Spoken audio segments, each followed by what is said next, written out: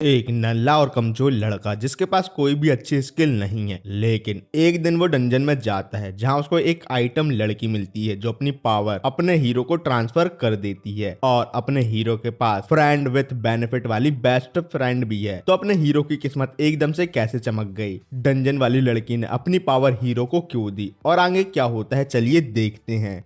ये है हमारा हीरो नोवार, जो एक बैरन का दूसरा बेटा है जिसने हाई स्कूल के बाद अपनी पढ़ाई छोड़कर काम शुरू करने का फैसला किया है। जब वो अपने पहले दिन के लिए तैयार हो रहा था तो उसने अपने लिविंग रूम पर अपने पापा को घुटनों पर और अपनी माँ को चिंता में देखा। नोवार को पता चला कि विस्काउंट का बेटा उसकी जगह ले चुका है और अब वो लाइब्रेरी में काम नहीं कर पाएगा। नौकरी खोने के बाद नौर ये रिवील करता है कि वो बैरोनेट क्लास से बिलोंग करता है, जो सबसे लोवेस्ट क्लास में से एक है। तभी उसकी बहन गुस्से में वहां आती है और नोवार को गले लगाती है। वो सजेस्ट करती है कि नोवार हीरो एकेडमी में एनरोल करे और उसे ये यकीन दिलाती है कि अगर वो फेल भी हो गया तो वो उसका सपोर्ट करेगी। वो समझती है कि जो लोग एकेडमी से ग्रेजुएट होते हैं उन्हें हंटर या नाइट बनने का मौका मिलता है। उसके हिसाब से ये एक स्टेबल जॉब है नोवार के लिए। नोवार को एंट्रेंस एग्जाम पास करने में अपने आप पर शक हो रहा था, पर उसकी बहन लगातार उसे इंसिस्ट करती है। आखिरकार नोवार मान जाता है। बाद में जब नोवार गली में चल रहा होता है तो उसकी मुलाकात एमा से होती है, जो एक ड्यूक की बेटी है और उसके बचपन की दोस्त। एमा का परिवार अमीर है लेकिन उनके मम्मी पापा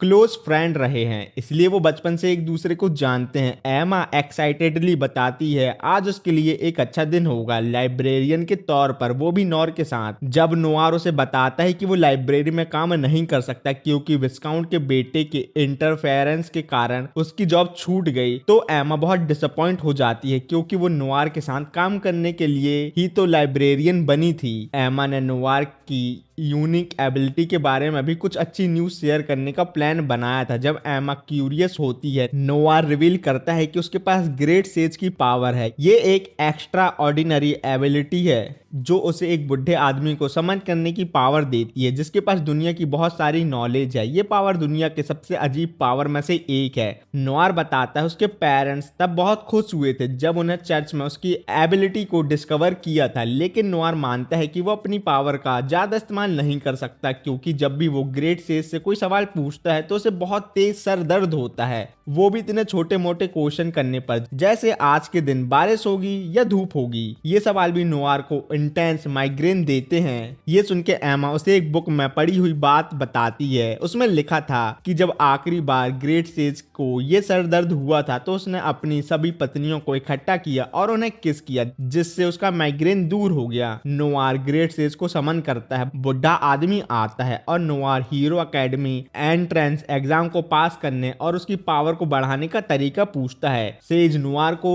सलाह देता है कि वो एक हिडन डंजन को एक्सप्लोर करे जो 1500 मीटर साउथ ईस्ट में है। जैसे ही सेज डंजन के बारे में ज्यादा डिटेल देने लगता है तो वो एकदम से गायब हो जाता है, जिसके बाद नोवार को फिर से सर दर्द होने लगता है। एमा जल्दी से एक सॉल्यूशन ऑफर करती है और फिर उसे किस करने का ऑफर देती है। सीन चेंज होता है और नोवार को डंजन के एंट्रेंस पर दिखाया जाता है जो अपने मिशन के लिए पूरी तरह तैयार है। वो अपने साथ अपने पापा की तलवार भी लेके आया है। जैसे ही वो अंदर घुसने लगता है उसे एक बहुत बड़ा दरवाजा मिलता है जिसे वो सेज के दिए हुए स्पेल से खोल लेता है। आगे एक्सप्लोर करते हुए नोवार को एक बंधी हुई औरत मिलती है जो अपनी टेलीपैथिक पावर से उसे हॉल तक गाइड करती है। वो नोवार से उसको अपना सर टच करने को कहती है और जब नोवार ऐसा करता है तो वो उसके साथ एक कनेक्शन एस्टेब्लिश कर लेती है। उस औरत का नाम ओलिविया है। ओलिविया बताती है वो इस डंजन में फंसी हुई है क्योंकि वो अकेले अंदर आई थी और उसकी एक मॉन्स्टर से फाइट हो गई। जब उसने मॉन्स्टर को मारा तो एक ट्रैप एक्टिवेट हो गया जो उसको पकड़ के बैठा है पिछले 200 सालों से। नोवार ओलिविया की कहानी से हैरान हो जाता है और उसे आजाद करने की सोचता है, पर ओलिविया उसे वार्न करती है कि उन चेन को तोड़ना खतरनाक होगा क्योंकि चेन को तोड़ने से ओलिविया की मौत हो जाएगी। अब अपनी सिचुएशन के बावजूद ओलिविया समझती है कि उसने नॉर को अपने पास इसलिए बुलाया क्योंकि वो काफी अकेला महसूस कर रही थी और उसे किसी से बात करना था। फिर ओलिविया नोवार से कहती है वो अपने माथा उसके माथे पे रखे ताकि वो अपनी सारी पावर नोवार को ट्रांसफर कर सके, क्योंकि वो जब तक चेन से बंधी हुई है तो वो अपनी पावर का इस्तेमाल नहीं कर सकती। पावर ट्रांसफर करने के बाद ओला ओलिविया उससे कहती है अब वो उसे अपना मास्टर बुला सकता है। वो समझाती है कि नई पावर के साथ नोवार यूनिक एबिलिटी बना सकता है और उन्हें ऑब्जेक्ट के जरिए दूसरों को दे सकता है। नोवार के पास एडिटिंग की स्किल होती है जो उसे अपनी या दूसरों की एबिलिटी को मॉडिफाई करने की पावर देती है, लेकिन ओलिविया नोवार को चेतावनी देती है कि वो अपनी पावर का संभल कर इस्तेमाल करे। अपनी एबिलिटीज को इस्तेमाल करने के लिए नोवार को लाइफ पॉइंट मतलब एलपी की जरूरत होती है। जितना ज्यादा पावरफुल एबिलिटी होगी उतनी ज्यादा एलपी कंज्यूम होगी। ओलिविया समझाती है कि नोवार एलपी कमा सकता है उन एक्टिविटीज जो उसे खुशी देती हैं, जैसे किसी अट्रैक्टिव इंसान के साथ डाटा ट्रांसफर करना, डिलीशियस या लग्जरी खाना खाना या पैसे कमाकर उन्हें खर्च करना। ओलिविया नोवार को सिखाती है कि वो अपने एलपी कैसे चेक कर सकता है और अपनी एबिलिटी का सही उपयोग कैसे करे। नोवार अपना पहला ऑब्जेक्ट बनाता है, वो भी हवा में डस्ट को कंडेंस करके, और स्टोन बुलेट को शूट करना सीखता है। लेकिन ये करने से वो काफी थक जाता है और समझ जाता है कि उसे अपने एलपी को जल्द से जल्द रिफिल करने का तरीका ढूंढना पड़ेगा। सीन चेंज होता है और नोवार को अपनी बहन के पैरों पर लेटे हुए दिखाया जाता है, जहां वो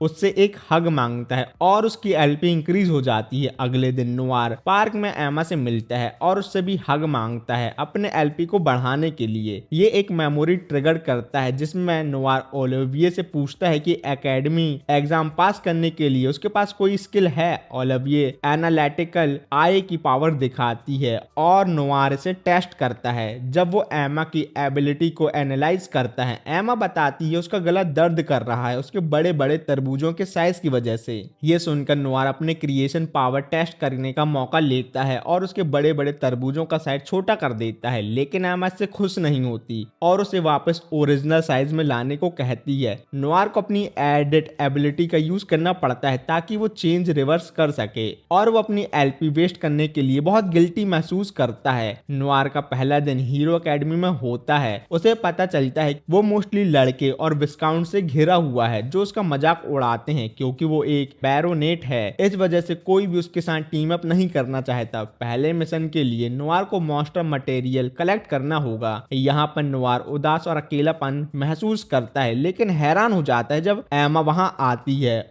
और उसके टीममेट बनने का ऑफर देती है। वो बताती है कि उसने लाइब्रेरी में अपनी जॉब छोड़ दी ताकि वो हीरो एकेडमी में नोवार के साथ मिलकर काम कर सके। थोड़ी देर बाद एक लड़की जिसका नाम लियोनोरा है वो भी उनकी टीम में आने की इच्छा व्यक्त करती है। हालांकि वो अभी भी नोवार के लो सोशल स्टेटस को लेकर उससे नफरत करती है। प्रोफेसर स्टूडेंट को बताते हैं उनके पास सुबह तक मॉन्स्टर मटेरियल डिलीवर करने का वक्त है। दूसरे स्टूडेंट प्लान बना रहे होते हैं कि वो मॉन्स्टर खरीद के ट्रैप लगाएंगे ताकि रिच स्टूडेंट को फायदा हो। लियोनोरा सजेस्ट करती है कि वो अलग अलग काम करे, लेकिन नोवार को एक आइडिया आता है क्यों ना वो डंजन में जाके मॉन्स्टर को मार के उनका मटेरियल इकट्ठा कर ले। सीन चेंज होता है और नोवार एक डेड रीपर से मिलता है जो सबसे पावरफुल मॉन्स्टर में से एक है जिसकी लेवल 99 है, जबकि नोवार की लेवल सिर्फ 23 है। डेड रीपर नोवार पर साइट से अटैक करता है और नोवार अपनी पावर से उसे ब्लॉक करने की कोशिश करता है, लेकिन उसके पास कम एलपी होती है। एक वीक पावर का वो यूज करके डेड रीपर को थोड़ी देर रोकता है, लेकिन उसकी स्ट्रेंथ ड्रेन होने लगती है और वो घुटनों पर गिर जाता है। इसलिए वो फुल पावर से अपने लास्ट स्टोन बुलेट क्रिएट करता है और डेड रीपर के चेस्ट को छेद कर उसे मार डालता है। इस जीत से नोवार का लेवल 33 हो जाता है। अगले दिन प्रोफेसर टॉप 3 टीम्स की अनाउंसमेंट करने के लिए तैयार होते हैं। नोवार को याद आता है जब उसने ओलिविया से पूछा था कि डेड रीपर को मारना टेस्ट पास करने के लिए काफी होगा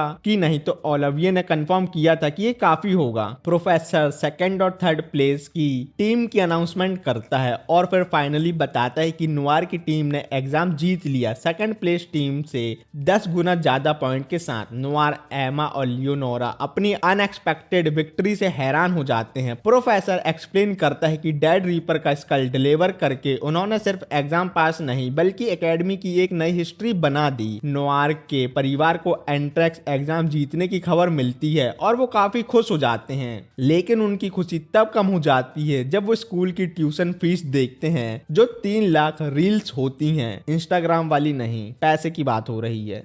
जिससे नोवार परेशान हो जाता है कि वो कैसे स्कूल की फीस अफोर्ड करेगा। सीन चेंज होता है और नोवार अपने मास्टर के पास डंजन में जाता है ताकि उससे फीस के बारे में बताए। मास्टर ओलिविये सजेस्ट करती है कि वो मास्टर को मारकर और उनके मटेरियल बेचकर पैसे कमा सकता है। नोवार हेजिटेट करता है क्योंकि एकेडमी एग्जाम का इंसिडेंट के बाद वो अपने ऊपर और ज्यादा अटेंशन नहीं खींचना चाहता। उसे याद आता है जब उसने लियोनोर से कहा था कि वो डेड रीपर को मारने का क्रेडिट ले ले, क्योंकि एक काउंट की बेटी के लिए रिकॉग्नाइजेशन मिलना आसान होता है, जबकि एक सिंपल बैरोनेट जैसे नॉर को अक्सर लोग कचड़ा समझते हैं। नोवार अपने मास्टर को बताता है कि उसने अपने क्लासमेट को अपने सारे एक्शन का क्रेडिट लेने दिया। मास्टर ओलिविये रिस्पॉन्ड करती है कि इस सिचुएशन में पैसे कमाने का सिर्फ एक ही तरीका है, जो है एडवेंचर गिल्ड ज्वाइन करना। बाद में नॉर सिटी में एडवेंचर गिल्ड में रजिस्टर करने जाता है और वहां उसकी मुलाकात लोला से होती है, जो रिसेप्शनिस्ट है। लोला एडवेंचर के डिफरेंट टाइप एक्सप्लेन करती है, जिसमें कुछ लोग नेचुरल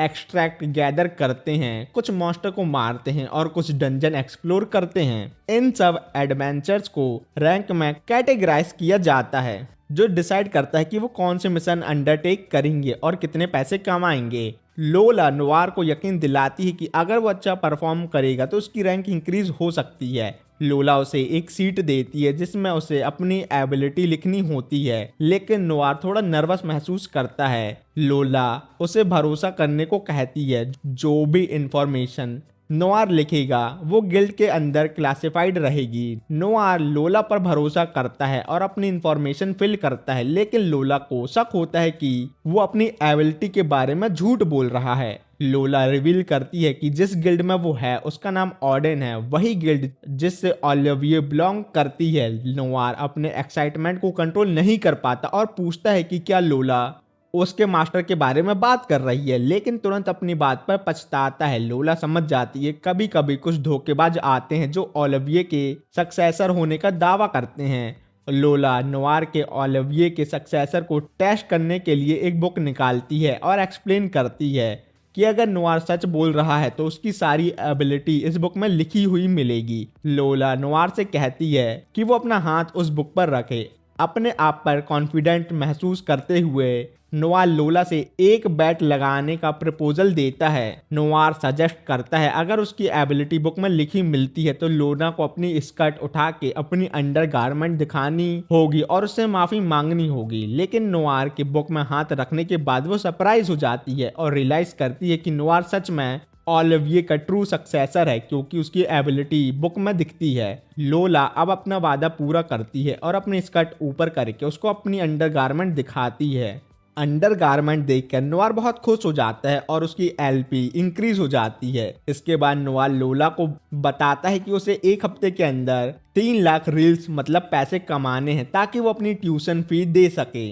लोला उसे एक मिशन असाइन करती है जिसमें उसे रेनबो ग्रास हॉपर पकड़ने हैं। नोवार हेजिटेट करता है क्योंकि इन ग्रास हॉपर इंसेक्ट को पकड़ना बहुत मुश्किल माना जाता है, लेकिन लोला उसे मोटिवेट करती है कि वो अपने आप पर कॉन्फिडेंस रखे कि वो आसानी से ये काम कर लेगा। फिर लोला नोवार के पास आकर धीरे से उससे कहती है उसे पावरफुल आदमी बहुत पसंद आते हैं। ये सुनकर नोवार मिशन पर चला जाता है और सोचता है कि क्या उसे सेज को समन करना चाहिए ताकि वो आसपास के रेनबो ग्रास हॉपर का पता बता दे, चाहे इससे उसे हेडेक ही क्यों ना हो जाए। वो ये भी सोचता है कि एमा का उसके पास होना और उसकी किस उसका दर्द कम कर सकती है, लेकिन वो समझता है कि वो हमेशा एमा पर डिपेंड नहीं रह सकता। वो अपने कंसर्न के बावजूद डिसाइड करता है कि वो सेज को समन करेगा। उसकी हेल्प के लिए सेज नोवार को आसपास के रेनबो ग्रास हॉपर की लोकेशन बताता है। नोवार मेंशन करता है कि हेडेक सहने लायक है और अपनी तलाश शुरू करता है। आखिरकार वो अपने पहले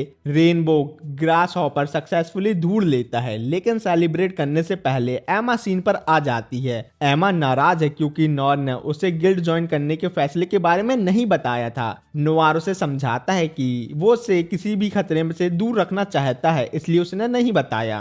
इसके जवाब में एमा से याद दिलाती है कि उनके बचपन के वादे की कि वो हमेशा साथ रहेंगे जब तक मौत उन्हें अलग ना कर दे, उसका क्या होगा। एमा सजेस्ट करती है कि बेस्ट तरीका रेनबो ग्रास हॉपर ढूंढने का सेज को समन करना है। नोवार एमा को भरोसा दिलाता है कि उसे किस करके वो अपना सर दर्द ठीक कर सकता है, लेकिन नोवार कोशिश करता है बताने की कि अब उसे सेज को समन करके उतना ज्यादा हेडेक नहीं होता, तो अब उसे एमा के किस की जरूरत नहीं है। लेकिन ये सुनकर एमा उदास हो जाती है। नोवार उसका रिएक्शन देखकर एमा को बताता है कि उनकी पुरानी दोस्ती और बचपन के कनेक्शन उन्हें एक फ्रेंडली ग्रीटिंग के शेयर करने में कोई दिक्कत नहीं होनी चाहिए। नोवार और एमा मिलकर काफी रेनबो ग्रास हॉपर कलेक्ट कर लेते हैं। बाद में लोला आती है और नोवार को 2,50,000 रील्स का पेमेंट देती है। इतने ज्यादा पैसे देखकर नोवार एक्साइटेड हो जाता है, क्योंकि उसने कभी इतने बड़ी रकम पहले अपने हाथों में नहीं देखी थी। लेकिन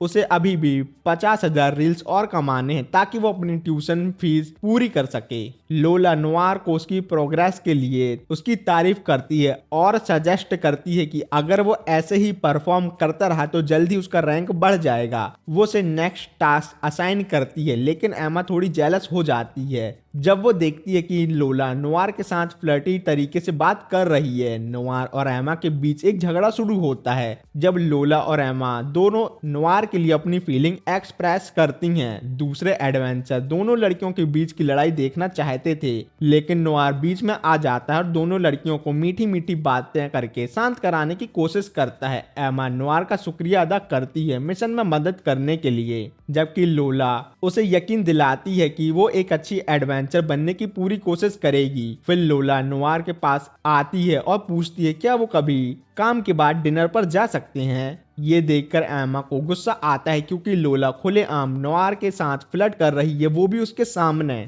बाद में नोवार और एमा गुजर रहे होते हैं, जहां एमा काफी अपसेट थी। वो नोवार से अपनी फिक्र शेयर करती है और उसे वार्न करती है अगर वो लोला के साथ डिनर पर जाएगा तो लोला उसे किसी रूम में ले जाकर नुकसान पहुंचा सकती है। नोवार एमा की बातों में इंटरेस्टेड लगता है और उसकी बातें सुनकर खुश हो जाता है। एमा आगे कहती है कि अगर वो लोला के साथ किसी रूम में गया तो वो अपना गुस्सा लोला पर निकालेगी, ना कि उस पर। एमा बताती है कि वो एक खास तरीके के रैबिट को ढूंढ रही है जो इकोसिस्टम को नुकसान पहुंचा रहे हैं। वो प्रपोज करती है कि अगर वो रैबिट को पकड़ लेते हैं तो उन्हें 50,000 रील्स मिल जाएंगी, जो नोवार को अपनी ट्यूशन फी के लिए चाहिए। लेकिन उनकी बातें अधूरी रह जाती हैं जब एक गॉब्लिन का ग्रुप उन लोगों पर अचानक से हमला कर देता है। तभी वहां एक जाइंट रैबिट आ जाता है और अपने हॉर्न से एक गॉब्लिन को मार देता है। नोवार एमा से पीछे हटने को कहता है, लेकिन एमा रैबिट को खुद मारना चाहती है, क्योंकि वो चाहती है कि अगर वो मिशन कंप्लीट करेगी तो लोला नोवार के साथ फ्लर्ट करना बंद कर देगी। रैबिट एमा पर हमला करता है, लेकिन एमा बहुत इजीली उसके अटैक को डॉज कर लेती है। फिर एमा अपनी विंड स्ट्राइक पावर का इस्तेमाल करके रैबिट पर एक जबरदस्त अटैक करती है, जिसके बाद वो कुछ और स्लैशेस लगाती है। लेकिन अचानक रैबिट एमा की तरफ छलांग लगाता है। तब नोवार बीच में आ जाता है और स्टोन बुलेट का इस्तेमाल करके रैबिट को दूर उड़ा देता है। नोवार और एमा एक जंगल में छुपने चले आते हैं और नोवार देखता है कि एमा उदास है, क्योंकि वो सोचती है कि वो रैबिट को हराने के लिए काफी वीक है। एमा की मदद करने के लिए नोवार अपनी एनालिटिकल आई एबिलिटी का इस्तेमाल करता है। इस एबिलिटी से नोवार को पता चलता है एमा को अपनी पावर एनहांस करने के लिए बहुत सारी एलपी की जरूरत है, लेकिन वो समझता है कि एमा को ज्यादा स्ट्रांग तो बनना ही होगा, जिसके लिए उसे पॉइंट खर्च करने ही होंगे। नोवार एमा से उसे पावरफुल बनने के एक्सचेंज में कुछ मांगता है। एमा रैबिट को हराने के लिए कुछ भी करने को रेडी हो जाती है। तब नोवार उससे पूछता है क्या वो उसका कान चाट सकता है। ये सुनकर एमा नर्वस हो जाती है, लेकिन वो हाँ कर देती है। नोवार उसका हाथ पकड़कर उसे कंफर्ट कर देता है और उसका कान चाटना शुरू करता है। एमा को इतना मजा आता है कि वो प्लेजर में चीख मार देती है। उन्हें ये पता नहीं होता कि रैबिट उनकी चीखने की आवाज सुनकर उनके पास आ गया है। उस वक्त नोवार को आखिरकार इतने पॉइंट मिल जाते हैं कि वो एमा की पावर बढ़ा सके। जैसे ही नोवार कुछ करने की कोशिश करता है, रैबिट उन दोनों पर हमला कर देता है। पहले एमा को लगती है, फिर नोवार को, लेकिन नोवार अपने आप को बचा लेता है एक स्टोन शील्ड बनाकर। एमा अपनी नई पावर के साथ जाइंट रैबिट को अपने अटैक से मार देती है। फिर वो रैबिट का हॉर्न लोला के पास ले आते हैं अपने काम का सबूत देने के तौर पर। लोला हैरान हो जाती है और इम्प्रेस होती है कि एमा ने बिना किसी मदद के रैबिट को हरा दिया। इस पर एमा और लोला एक दूसरे से दोस्ती करना शुरू कर देते हैं। और अपने पिछले रूड बिहेवियर के लिए माफी मांगते हैं। रैबिट के मीट का जिक्र सुनकर नोआर कमेंट करता है कि ये दुनिया का सबसे डिलीशियस और रेयर मीट है। लोला एग्री करती है, ये मानते हुए कि जब एडवेंचर ऐसे रैबिट को मारते हैं तो वो अक्सर उसे तुरंत पकाकर खा लेते हैं। नोआर अपनी नई एबिलिटी डायमेंशनल पॉकेट का राज खोलता है, जो दूसरे डायमेंशन में चीजें स्टोर करने की एबिलिटी देती है। वो इस पावर का इस्तेमाल करके जाइंट रैबिट को फिर से समन करता है। नोआर की पावर देख के एमा और लोला खुशी के मारे उसे गले लगा लेते हैं, जिससे नोआर खुश हो जाता है। सब लोग उस रैबिट के डिलीशियस मीट के मजे लेते हैं जिसको एमा और नोआर ने हराया है। लोला मिशन का पेमेंट लेकर आती है और नोआर को बधाई देती है, क्योंकि अब उसके पास एकेडमी में एनरोल होने के लिए पूरे पैसे जमा हो गए हैं और अब नोआर अपने सपने को पूरा कर सकता है। नोआर को देखकर सब एडवेंचरर उसके लिए चेयर करते हैं और उसकी एकेडमी में एडमिशन होने पर उसको मुबारकबाद देते हैं। नोआर उनका शुक्रिया अदा करता है और ये मानता है कि ये सब उसकी मास्टर ओलिविये के बिना पॉसिबल नहीं होता। ऐसे मूवमेंट में ओलिविये नोआर के अचीवमेंट पर गर्व महसूस करती है।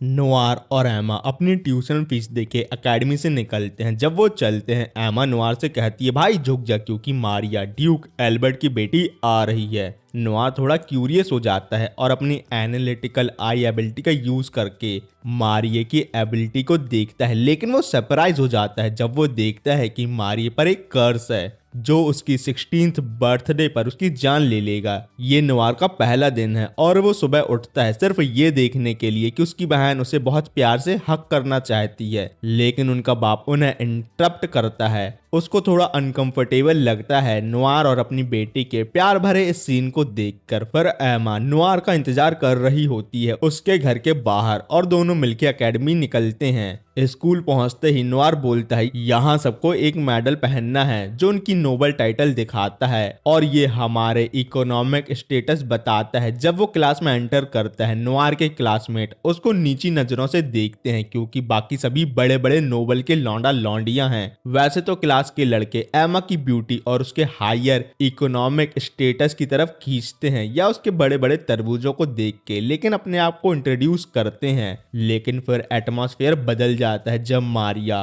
क्लासरूम में एंटर करती है। नोआर तो उसकी प्रेजेंस से ही उसका दीवाना हो जाता है, क्योंकि उसको लगता है कि वो उसके रीच से बाहर है। लेकिन सरप्राइजिंगली मारिया नोआर की तरफ आती है और उसका पहला और लास्ट नेम लेती है। बाकी स्टूडेंट शॉक हो जाते हैं कि मारिया एक बैरोनेट का नाम जानती है। मारिया बोलती है, मुझे आपसे मिलकर खुशी हुई नोआर, मुझे उम्मीद है हम अच्छे दोस्त बनेंगे। फिर वो एमा को ग्रीट करती है जो थोड़ी सरप्राइज होती है, क्योंकि ये उनका पहला इंटरेक्शन है। मारिया फिर उन्हें फेयरवेल बोल के ये कहकर कि हम बाद में मिलेंगे चली जाती है। इस एनकाउंटर के बाद एक लड़का जो पहले नोआर का मजाक उड़ाता था, अब उससे फ्रेंडली एटीट्यूड में अप्रोच करता है, लेकिन नोआर उसकी बातें डिसमिस करता है, ये कहकर भाई मैं अनइंटरेस्टेड हूँ तेरे पर, और वो एमा के साथ अपने रास्ते पर चलता रहता है। अब नोआर और एमा अपने पहले फाइटिंग क्लास में हैं। टीचर एलेना क्लास को बताती हैं वो 4 साल की उम्र से मर्सनरी का काम करती थी, लेकिन अब टीचर बन गई। वो लड़कों से कहती है, मैं तुम्हें तब तक नहीं जाने दूंगी जब तक तुम मुझे सेटिस्फाई नहीं कर देते, और ठरकी तरीके से अपनी लिप को लिक करती हैं सेल्फ डिफेंस कोर्स शुरू करने के लिए। टीचर नोआर को पहले पार्टिसिपेट करने के लिए बुलाती हैं और कहती हैं, सबसे पहले तुम फुल पावर से अटैक करना, मुझे लगता है तुम मुझे टच नहीं कर पाओगे। नोआर अपनी वुडन शॉट के साथ अटैक करता है, लेकिन एलेना आसानी से इसे डॉज कर लेती है और रैपिड बैकवर्ड मूवमेंट करती है। टीचर बताती है ये टेक्निक रिट्रीट कहलाती है और ये क्लास में सबको सीखनी है। फिर वो नोआर को डिफेंड करने के लिए चैलेंज करती हैं। नोआर अपनी स्किल्स पे कॉन्फिडेंस लेकर बैठा है और सोचता है इस बार वो अपनी रिट्रीट टेक्निक को आसानी से रेप्लिकेट कर लेगा, लेकिन एलेना ने उसे एकदम सरप्राइज कर दिया एक तेज अटैक करके, जिससे नोआर को डिफेंड करने का मौका नहीं मिलता। दर्द से थोड़ी देर बाद रिकवर होने पर एलेना उसे कहती है अगर वो सही से रिट्रीट यूज कर लेता है तो उसे कुछ ऐसा रिवॉर्ड मिलेगा जो उसे बहुत पसंद आएगा। और जैसे ही वो ये कहती है वो थोड़ा सा अपना शर्ट खोलती है। जिससे सारे लड़कों का अटेंशन उस पे आ गया है और सभी लड़के नोआर से जलने लगे हैं। अब नोआर रिवॉर्ड के सपने देखता हुआ डिसाइड करता है अपनी एबिलिटी का इस्तेमाल करके अपनी रिट्रीट टेक्निक इंप्रूव करने का। जैसे ही एलेना फिर से अटैक करती है अपनी वुडन शॉट से, नोआर इस बार सक्सेसफुली अपनी रिट्रीट स्किल को यूज कर लेता है और टीचर और उसके क्लासमेट दोनों हैरान हो जाते हैं। अब वो एलेना से अपना रिवॉर्ड मांगता है और नोआर का रिवॉर्ड देख के सभी लड़के उससे जलते हैं, लेकिन अपने नोआर भैया तो बहुत ही मजे कर रहे थे। लेकिन एमा ये सब देख रही होती है थोड़ी उदासी के साथ, क्योंकि उसे लगता है कि नोआर को टीचर के लिए रोमांटिक फीलिंग आ रही है। तो कुछ बॉयज नोआर से पूछते हैं कैसा फील हुआ, मजा आया कि नहीं। लेकिन टीचर सभी को इंस्ट्रक्ट करती है कि नेक्स्ट एक्सरसाइज के लिए पेयर्स बनाने हैं, लेकिन स्पेशली नोआर और एमा को पार्टनर नहीं बनने देती और मारिया को भी कह देती है कि उसके असिस्टेंट के साथ वो पेयर नहीं बना सकती। फिर एक लड़का मारिया से कहता है चलो हम पेयर बन जाते हैं क्योंकि हम दोनों हाई नोबल हैं। पर मारिया कहती है भाई सबको कॉमनर की इज्जत करनी चाहिए, मैं तो कॉमनर के साथ पार्टनर बनने को प्रेफर करूंगी। फिर वो नोआर के पास आ जाती है और कहती है क्या तुम मेरे ट्रेनिंग पार्टनर बन सकते हो। नोआर खुशी से कहता है भाई मेरे लिए तो ये और भी हॉनर की बात है। तो एक्सरसाइज शुरू होती है और मारिया नोआर को पकड़ लेती है, लेकिन अचानक से वो चक्कर खा के नोआर पर गिर जाती है। उसकी चेस्ट उसके चेहरे पर लगती है। अब समझो सब लोग क्या सोच रहे हैं। नोआर जल्दी से क्लैरिफाई करता है भाई ये सब कुछ ऐसा नहीं है जैसा आप सोच रहे हो। लेकिन मारिया की असिस्टेंट तो इस सबसे दूर सिर्फ मारिया का ख्याल रख रही है। नोआर को पता चलता है कि मारिया की सिचुएशन एक कर्ज की वजह से है जो उसकी लाइफ को 16 साल के एज के होते ही उसे मार देगा। वो सोचता है क्यों ना मैं अपनी एडिटिंग एबिलिटी से इस कर्ज को हटा दूं, लेकिन उसके लिए 8000 पॉइंट चाहिए और उसके पास सिर्फ 2000 पॉइंट है। तो नोआर डिसाइड करता है कि वो ग्रेट सेज को समन करेगा ताकि वो पॉइंट कमाने का कोई सॉल्यूशन दे। ग्रेट सेज कहता है भाई सब लड़कियों को लाइन अप कर और जल्दी से उन सबके गुब्बारे छू ले, और अगर तू ऐसा करता है तो तू 2000 लाइफ पॉइंट कमा लेगा। भाई ये ग्रेट सेज है या ग्रेट ठरकी समझ नहीं आता, लेकिन नोआर जल्दी समझ जाता है कि ये प्लान तो बिल्कुल इम्प्रैक्टिकल है क्योंकि ऐसा करके वो तो जिंदा ही नहीं बचेगा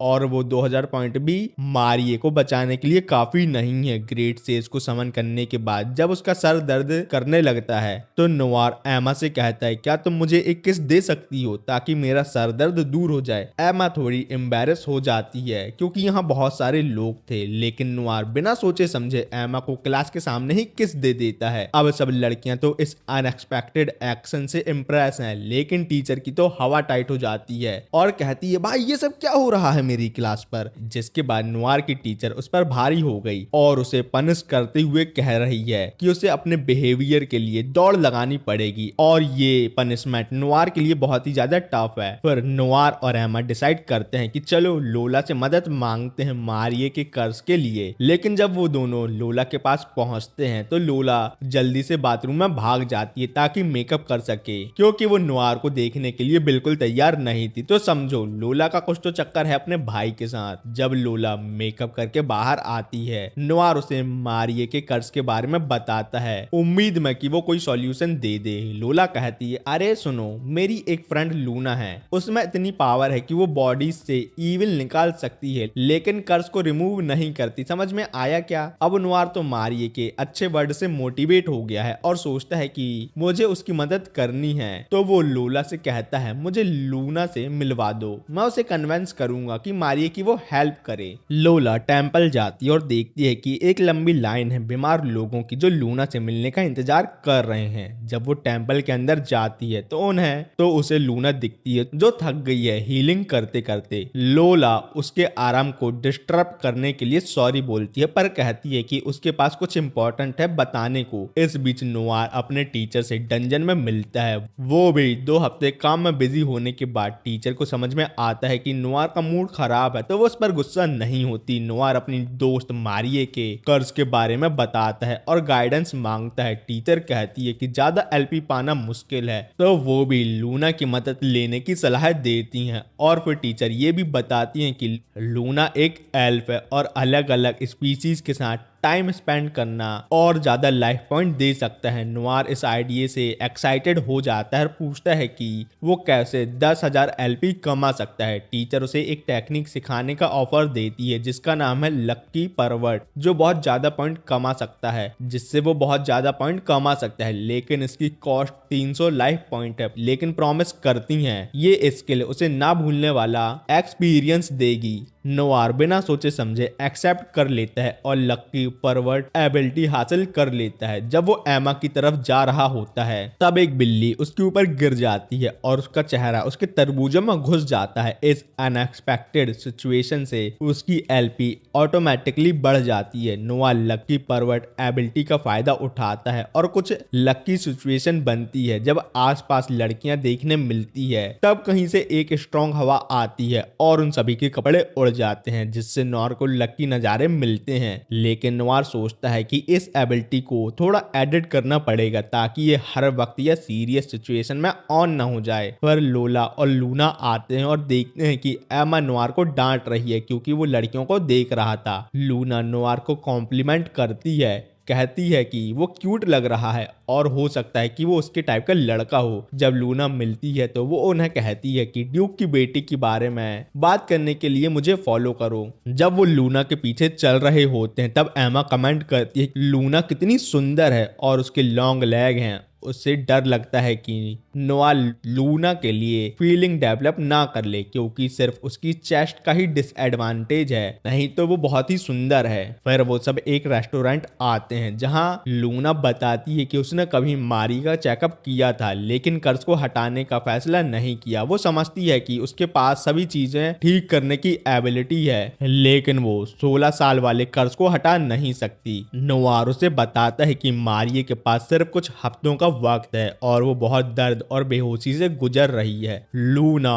मारिये का दुख देखकर और सुनकर उसकी हालत के लिए वो खुद को जिम्मेदार महसूस करती है। नोवार अपनी एनालिटिकल आई एबिलिटी का इस्तेमाल लूना पर करता है और उसे समझ आता है कि क्यों लूना कर्ज नहीं हटा सकती। अगर वो किसी का कर्ज हटाती है तो उसकी अपनी लाइफ स्पैन मतलब जिंदगी छोटी हो जाती है। लेकिन लूना मारिये के घर जाने को तैयार है और अब वो उसे ठीक करने को भी रेडी है। लेकिन नोवार बोलता है कि वो अकेले में कुछ बात करना चाहता है। वो बताता है कि वो जानता है कि लूना मारी को क्यों ठीक नहीं कर सकती, पर लूना कहती है वो फिर भी करने के लिए तैयार है। वो नोवार को बताती है कि उसकी माँ जो एक क्लैरिक थी लोगों को ठीक करती थी लेकिन उसका खुद का जीवन छोटा हो गया। अपनी माँ को बचपन में खो देने के बावजूद लूना उन पर गर्व महसूस करती है कि उन्होंने दूसरों की मदद की और वो भी ऐसा ही करेगी। तभी अचानक से एक एक्सप्लोजन होता है और दोनों जल्दी से वहां भाग जाते हैं। उन्हें एक इंजर्ड लड़का दिखता है जो कचड़े के नीचे फंस गया था।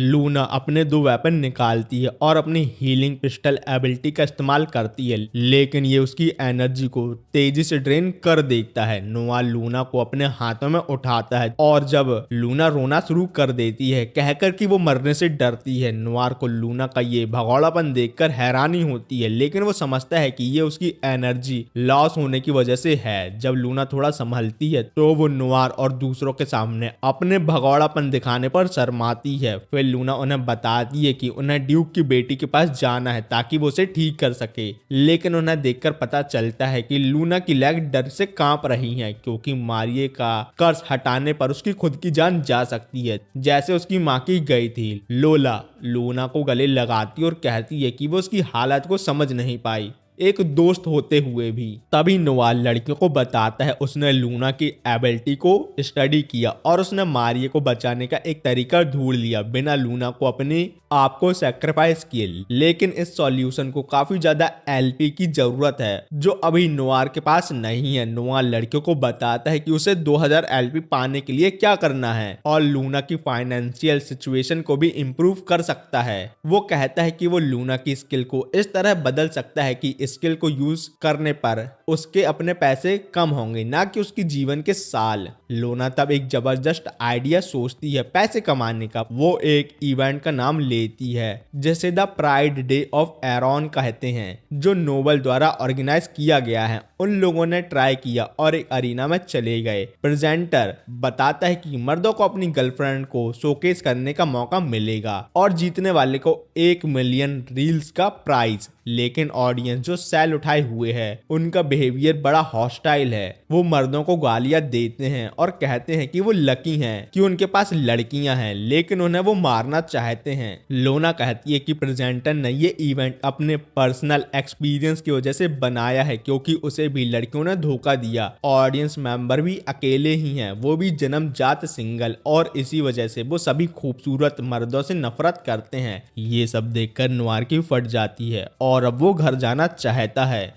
डर के बावजूद इवेंट शुरू होता है और पहले पार्टिसिपेट का टर्न आता है। वो लड़का स्टेज पर अपनी 3 गर्लफ्रेंड के साथ आता है और ऑडियंस का ऑब्जेक्टिव है कि वो लड़कियों को क्रिटिसाइज करें। अगर उन्हें कोई फ्लॉ मिलता है तो एक पल के लिए साइलेंस होता है। फिर ऑडियंस एक लड़की को बुलाती है और कहती है उसकी नाक एक पिग की तरह है और वो बहुत गंदी दिखती है। वो लड़की को देखकर सब लोग हंस रहे होते हैं और एक और ऑडियंस मेंबर कहता है वो एक कुत्ते को डेट करना ज्यादा पसंद करेगा, ना कि इन अनअट्रैक्टिव लड़कियों को जो स्टेज पर हैं। उस लड़की की जो इंसल्ट होती है उससे वो बेचारी बहुत ज्यादा रोने लगती है। नवार और लड़कियां ये देखकर डर जाते हैं और समझ जाते हैं अगर ऑडियंस को वो सब पसंद नहीं आएंगे तो बहुत ज्यादा बेइज्जती होना पक्का है। पूरे रात में कई ग्रुप पास होते हैं। अगर उनकी लड़कियां सबसे खूबसूरत नहीं हैं तो उनकी बेइज्जती बहुत ज्यादा होती है, लेकिन सब कुछ तब बदल जाता है जब ग्रुप 9 आता है जिसमें एक बहुत अट्रैक्टिव लड़की होती है। ऑडियंस चुप हो जाती है और इंसल्ट करने से कतराती है और बस इतना कह देती है कि वो अगले ग्रुप पर अपनी पूरी भड़ास निकालने वाले हैं। लोला ये भी बताती है कि ग्रुप 9 एक राइवल गिल्ड के एडवेंचरर हैं जो उनके अकेडमी से ही हैं। ये सुन के नोआर थोड़ा इनसिक्योर फील करता है, क्योंकि वो समझ जाता है कि इस टीम के पास मिलियन रील्स जीतने का एडवांटेज है। अब नोआर और लड़कियों का टर्न आता है पार्टिसिपेट करने का। एमा डर रही है, लेकिन नोआर उसे मोटिवेशन का ज्ञान पेलता है ताकि उसका कॉन्फिडेंस थोड़ा बढ़ जाए। ऑडियंस तो खुश हो जाती है, खास तौर पर एमा की सेक्सी फीचर्स देखकर। फिर लूना इंट्रोड्यूस होती है, उसके बाद लोला। ऑडियंस अब उन्हें देखकर चिल्लाते हैं क्योंकि उन्हें समझ आ गया है कि आज तो मजा आने वाला है। ऑडियंस उनके लिए परवर्टेड रिमार्क चिल्लाते रहते हैं। जब प्रेजेंटर अनाउंस करता है कि नोआर और लड़कियों ने इस पूरे इवेंट में सबसे ज्यादा स्कोर अचीव किया है, इस खबर से एक्साइटेड होकर नोआर और लड़कियां अपने जीत का सेलिब्रेशन शुरू करते हैं। लेकिन लोला उन्हें याद दिलाती है कि कंपटीशन अभी खत्म नहीं हुआ। प्रेजेंटर कहता है कि पैसे जीतने के लिए उन्हें ऑडियंस के सभी मर्दों को सेटिस्फाई करना पड़ेगा। नोआर और लड़कियां प्रोटेस्ट करती हैं, कहती हैं ये तो बहुत फालतू का रीजन है, क्योंकि उन्होंने तो ऑलरेडी सभी को साबित कर दिया है कि वो जीतने के लायक हैं।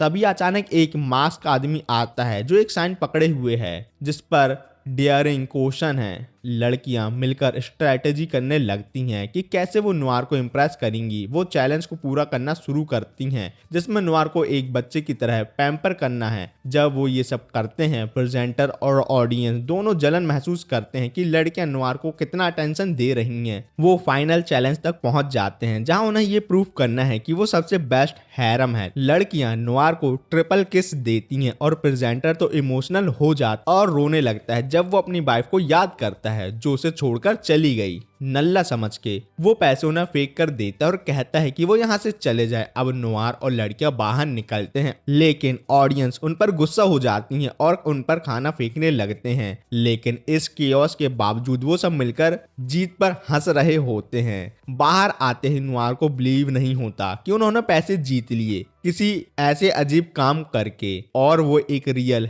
हैरम जैसा फील कर रहा है। उसे ये भी रियलाइज होता है कि उसने काफी ज्यादा एलपी कमा लिया है। इस बीच मारिये की कंडीशन बहुत ज्यादा खराब हो जाती है। डॉक्टर मारिये के मम्मी पापा को बताता है कि वो कुछ नहीं कर सकता। उसे नहीं लगता कि मारिये अगले दिन का सूरज देख पाएगी और सरवाइव भी कर सकती है कि नहीं, ये भी गारंटेड नहीं है। फिर नोआर और लड़कियां मारिया के मेंशन पहुंचती हैं और उन्हें वहां मारिया की असिस्टेंट मिलती है जो बाहर रो रही है। वो कंफर्ट और दिलासा देते हैं, कहते हैं कि अभी भी मारिये को बचाने का वक्त है क्योंकि वो 19 साल की नहीं हुई। असिस्टेंट तब मारिये की कहानी शेयर करती है कि छोटी उम्र से ही उसे पता था कि उसके ऊपर एक कर्स है जो नॉर्मल लाइफ जीने उसे नहीं दे सकता। ये पता होने के बावजूद वो एडल्टहुड तक नहीं पहुंच पाएगी। उसे बहुत उदास कर देती थी।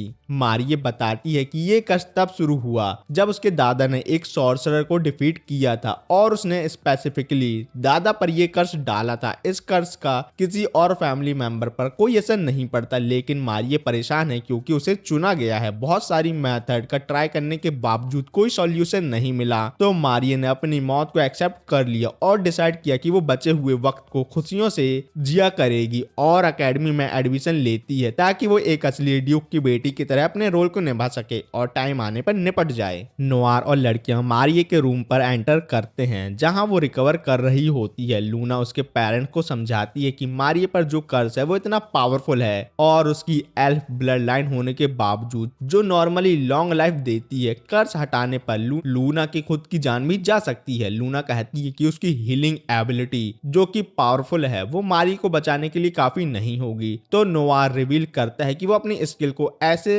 रीडायरेक्ट कर सकता है कि डैमेज उसके फाइनेंस और पैसों पर हो, ना कि उसकी लाइफ पर। वो सबको भरोसा दिलाता है कि सब कुछ ठीक हो जाएगा, टेंशन लेने की बात नहीं है। ज्यादा पैसे मिलने पर नोआर और लड़कियों को कोई फाइनेंशियल बर्डन नहीं है। मारिये की असिस्टेंट कन्फेस करती है कि मारिये को नॉर में कुछ खास लगा था जब उसने पहली बार उसे एकेडमी में देखा था। ये तब कंफर्म होता है जब वो जान लेती है कि नोआर वही है जिसने एंट्रेंस एग्जाम में डेड रीपर को हराया था। ये सुन के नोआर थोड़ा सरप्राइज होता है कि मारिया को समझ आ गया था कि उसने ही मॉन्स्टर को हराया है। तभी मारिया उठ जाती है और नोआर से पूछती है कि वो यहाँ क्यों है। नोआर समझाता है कि वो उसकी काइंडनेस का बदला चुकाना चाहता है क्योंकि वो एकेडमी में उसकी एक लौती दोस्त थी जो उसे अच्छे से ट्रीट करती है और बैरोनोट होने की वजह से उसका डिस्क्रिमिनेशन नहीं करती। नोआर की थकान देखकर मारिया उसके लाइफ पॉइंट का भी ख्याल रखती है और उन्हें कैसे इंक्रीज करना है ये समझाती है। वो नोआर के गालों को पकड़कर उसे किस करती है जिससे उसके पेरेंट्स और लड़कियां सरप्राइज हो जाती हैं। फिर लूना बताती है कि अब कर्ज हटाने का समय आ गया है। एक पेनफुल प्रोसेस के बाद लूना सक्सेसफुली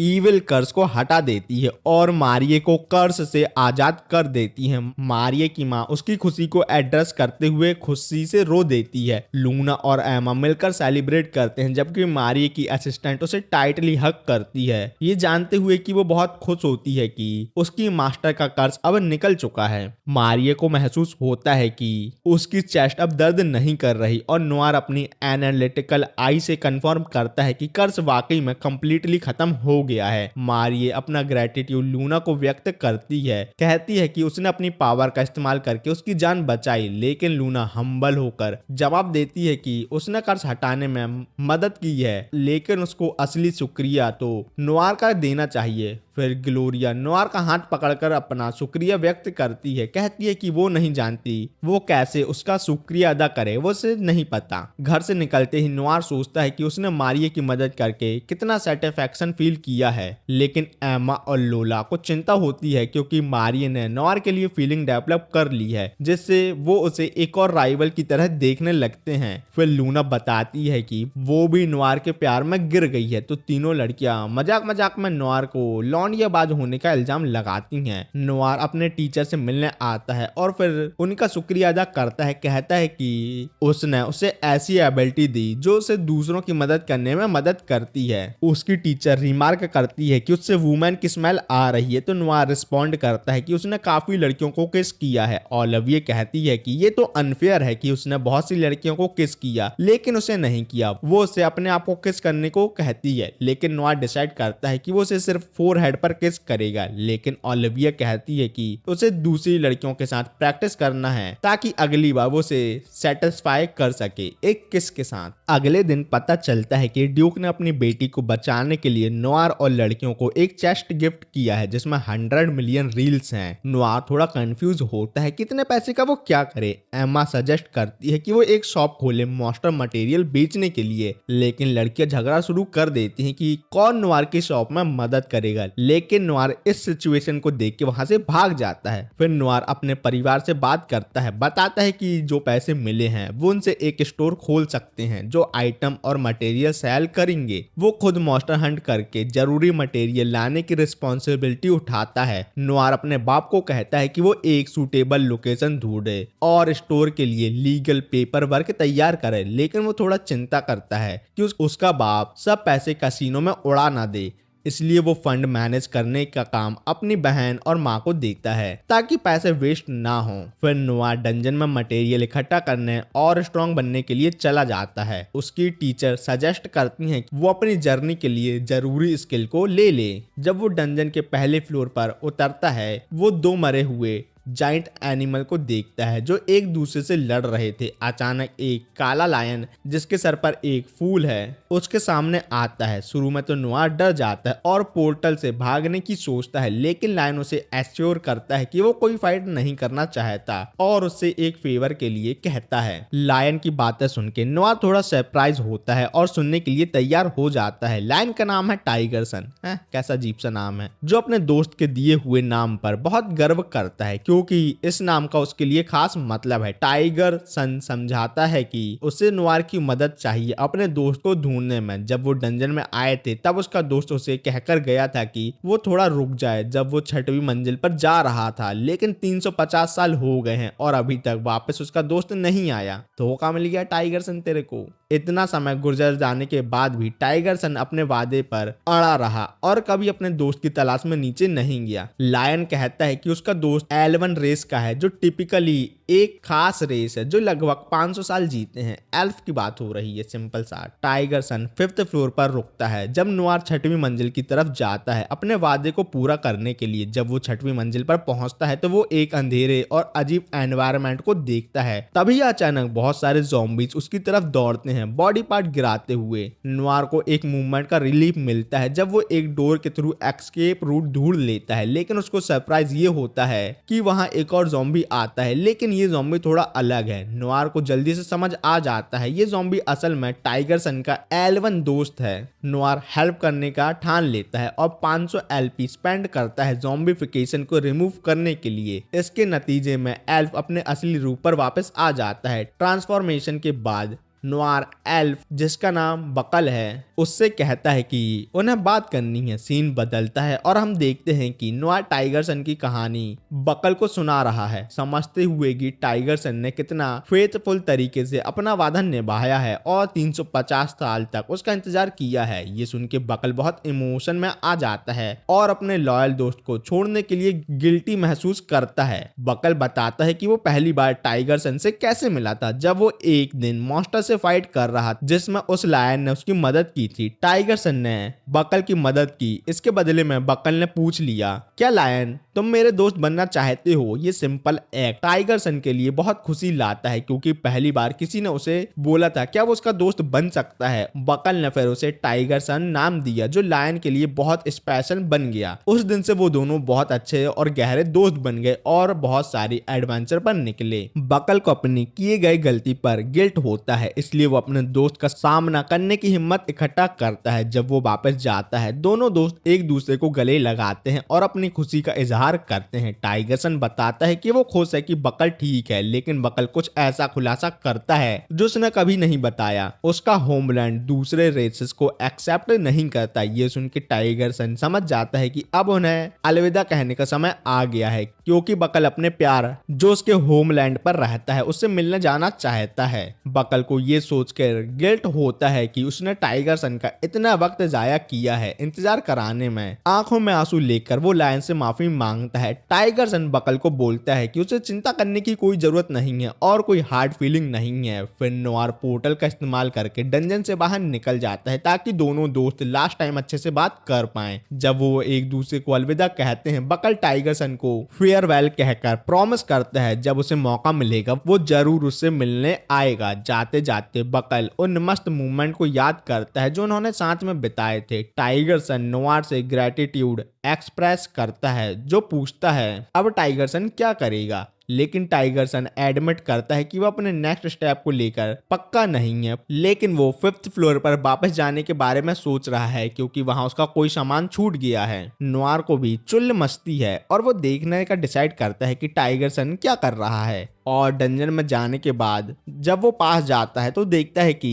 टाइगर सन तो रो रहा है। टाइगर सन कन्फेस करता है कि उसने अलविदा करने के लिए मेंटली प्रिपेयर होने में समय लगाया, लेकिन अलग होने का दर्द अभी भी महसूस होता है। टाइगर सन के इमोशन से नोआर काफी अफेक्टेड होता है और शेयर करता है कि ये फीलिंग कितनी गहरी है। बस अपने लव वंस से अलविदा कहने का ख्याल ही उसे ऐसा लगता है जैसे उसका कोई हिस्सा खो गया हो। एक हार्ट फेल्ट मूवमेंट में नोआर टाइगर सन से पूछता है क्या वो उसका दोस्त बनना चाहता है। लायन भावनाओं से भरा हुआ पूछता है क्या नोआर सीरियसली ये कह रहा है। नोआर उससे भरोसा दिलाता है कि वो सच कह रहा है और टाइगर सन को इनवाइट करता है कि वो उसके साथ रहे। फिर वो मस्ती से टाइगर सन को समझाता है कि डंजन के ठंडे फ्लोर पर सोने से ज्यादा अच्छा कारपेट पर सोना है। टाइगर सन इस ऑफर से इतना टच होता है कि वो नोआर का प्रपोजल एक्सेप्ट करता है और ऐसे वो उसका फ्रेंड और गार्डियन बन जाता है। अगले सीन में हम देखते हैं कि नोआर और टाइगर सन एक खुले मैदान में दौड़ रहे हैं। नोआर लायन के पीठ पर बैठा है और दोनों चेहरे पर हवा महसूस कर रहे हैं। टाइगर सन को रियलाइज होता है कि उसने बकल का इंतजार इतना लंबा क्यों किया, क्योंकि किस्मत ने उसके लिए कुछ और ही बड़ा सोचा था, जो एक नया और वंडरफुल दोस्त है। नई उम्मीद और पर्पस से भरा हुआ टाइगर सन फुल स्पीड में दौड़ता है अपने नए घर की तरफ नोआर के साथ। घर में टाइगर सन को देख पापा की फटी पड़ी है, लेकिन मम्मी और बहन को कोई फर्क नहीं पड़ता। नोआर कहता है अब से टाइगर सन हमारे साथ ही रहेगा और सबका गार्डियन लायन बनेगा। पापा को लग रहा था टाइगर सन उन्हें खा जाएगा। बहन टाइगर सन के ऊपर उगे हुए फूल के साथ खेल रही है, जिससे टाइगर सन अजीब सा रिएक्ट करता है।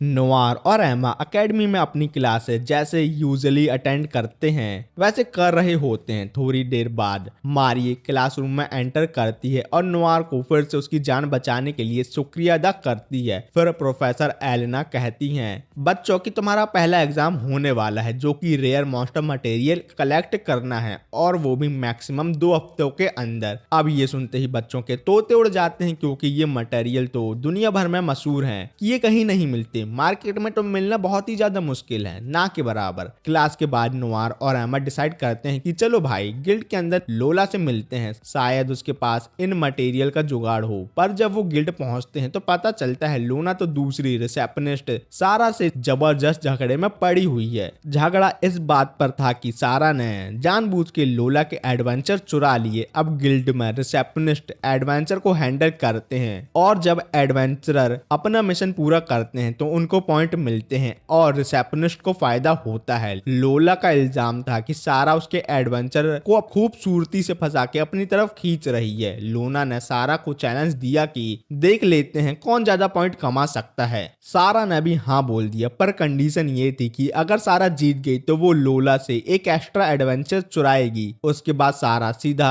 नोआर के पास आती है और बड़े अजीब तरीके से बोलती है यार तुम मेरे एडवेंचर बन जाओ, मैं तुम्हें टॉप रैंक तक पहुंचा दूंगी। नोआर अपनी स्किल यूज करके सारा की एबिलिटी को एनालाइज करता है और पता चलता है कि मैडम का पूरा गेम सिर्फ और सिर्फ सिडक्शन और हवस पर टिका हुआ है। इस वजह से ही तो सब लड़के उसके पीछे भागते हैं। एमा और लूना नोआर की इस डिस्ट्रैक्शन को नोटिस कर लेते हैं और बोलते हैं अब ये सारा के साथ दिमाग में क्या गंदे काम सोच रहा है। सारा तो वैसे भी अपने नॉटी वाइब दिखा के चली जाती है और उसको बिल्कुल भी पछतावा नहीं है कि उसने एडवेंचर चुराए हैं। नोआर के मन में ये बात बैठ जाती है कि अगर लोला हार गई तो सारा उसकी रिसेप्शनिस्ट बन जाएगी, लेकिन नोआर लोला को भरोसा दिलाता है कि फिक्र मत करो बेबी, मैं तुम्हारी मदद करूंगा, बस पहले तुम मुझे हाई लेवल मिशन दिला दे ताकि मैं एग्जाम के लिए मटेरियल कलेक्ट कर पाऊं। लूना भी बोलती है मैं भी तुम्हारी इस मिशन में हेल्प करूंगी, क्योंकि फ्री टाइम पर मैं एक एडवेंचरर ही हूँ।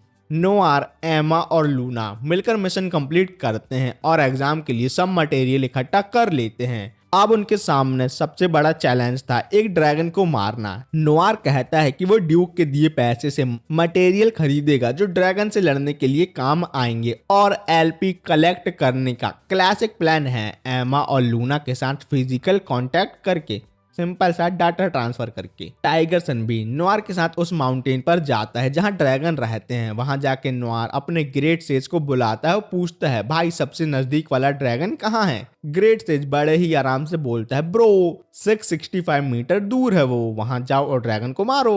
पर ये पूछते ही नोआर को जबरदस्त हेडेक हो जाता है, जो तुरंत भी ठीक भी हो जाता है जब एमा से किस कर लेती है। लूना जेलस होके सवाल करती है तो उसको भी ये समझा दिया जाता है कि ये जरूरी था नोआर की हेडेक ठीक करने के लिए। टीम अपना ड्रैगन को मारने का ट्रैप सेट कर लेती है और अब सिर्फ ड्रैगन के आने का इंतजार करती है। नोआर ड्रैगन के गेम में घुस जाता है और एक पत्थर उठा के ड्रैगन को जगाने के लिए उस पर पत्थर फेंकता है। ड्रैगन को जागते ही गुस्सा चढ़ जाता है और वो नोआर के पीछे पड़ जाता है। रास्ते में उसके ऊपर बहुत सारे पत्थर भी फेंकता है क्योंकि वो अर्थ ड्रैगन जो है। लेकिन थोड़ी देर बाद बेचारा ड्रैगन टीम के लगाए हुए ट्रैप पर फंस जाता है। फिर सब मिलकर भाले से ड्रैगन को मार डालते हैं। नोआर को सर पर थोड़ी सी चोट लग जाती है और एमा को टेंशन होने लगती है कि कहीं ये मर तो नहीं गया। पर लूना अपनी गन निकालती है और नोआर को गोली मार के उसकी चोट ठीक कर देती है। ये लूना की स्किल है, गोली मार के लोगों को हील करना। हाँ, बड़ी अजीब स्किल है ना। नोआर और उसकी टीम ड्रैगन के पार्ट और मटेरियल कलेक्ट करके एकेडमी ले जा लेते हैं। बच्चे ये सुन के चौंक जाते हैं कि ये लोग सच में एक ड्रैगन को मार के आए हैं। बाद में वो ड्रैगन के बचे खुचे पार्ट एडवेंचर गिल्ड लेके चले जाते हैं और वहां भी सब लोग वैसे ही शौक में आ जाते हैं। ड्रैगन तो आजकल इतने रेयर हो गए हैं कि मारना तो दूर की बात, दिखते भी नहीं है। नसीब वाले होते हैं जिनको ड्रैगन दिखते हैं। इस अचीवमेंट के बाद लोना को रिसेप्शनिस्ट के तौर पर काफी पॉइंट मिल जाते हैं, लेकिन सारा जो अभी भी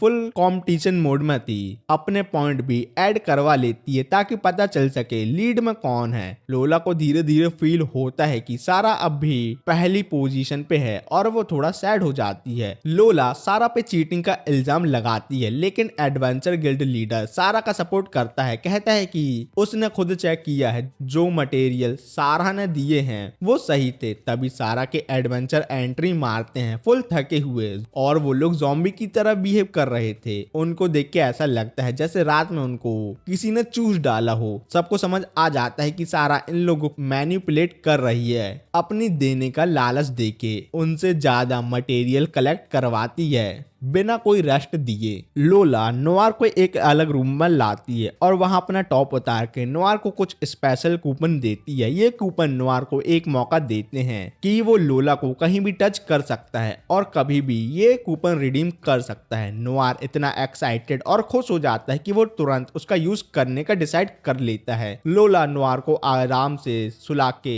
उसकी आंखों पर पट्टी बांध के उसको कंफर्ट करवाती है। वो बताती है कि वो अपने एडवेंचर को हमेशा कंफर्ट कराती है ताकि उनमें हिम्मत रहे अपने मिशन कंप्लीट करने की। नोआर उसको भरोसा दिलाता है कि जब भी लोला को उसकी जरूरत होगी वो उसके लिए हमेशा रेडी रहेगा और उनका ऊपर वाला डाटा ट्रांसफर होता है। बाद में नोआर अपनी टीचर ओलिविया के पास जाता है और उससे रियल मॉन्स्टर मटेरियल के बारे में बात करता है जो लोला को सारा से अगेंस्ट कंपटीशन जीतने में मदद करेंगे। ओलिविया उसे सजेस्ट करती है कि वो डंजन के 7th फ्लोर पर ये मटेरियल ढूंढ सकता है, लेकिन वहां के मॉन्स्टर काफी ज्यादा डेंजरस है। ओलिविया नोआर को नई एबिलिटी सीखने की एडवाइस देती है, जैसे फायर, वाटर और लाइटनिंग को कंट्रोल करना सीख लो तुम। नोआर ये एबिलिटी सीखने के लिए कुछ एलपी सैक्रिफाइस करने का डिसाइड करता है। ओलिविया उसको मैजिकल फ्यूजन के बारे में बताती है जिससे नोआर अलग अलग एलिमेंट को कंबाइन कर सकता है। नोआर अपने मैजिकल फ्यूजन एबिलिटी को ज़ॉम्बी के एक ग्रुप पर टेस्ट करता है और उन्हें मार गिराता है। उसके बाद उसको रियलाइज होता है कि उसकी पावर काफी ज्यादा बढ़ गई है और वो पहले से ज्यादा स्ट्रॉन्ग फील कर रहा है। इतना कॉन्फिडेंस मिलने के बाद वो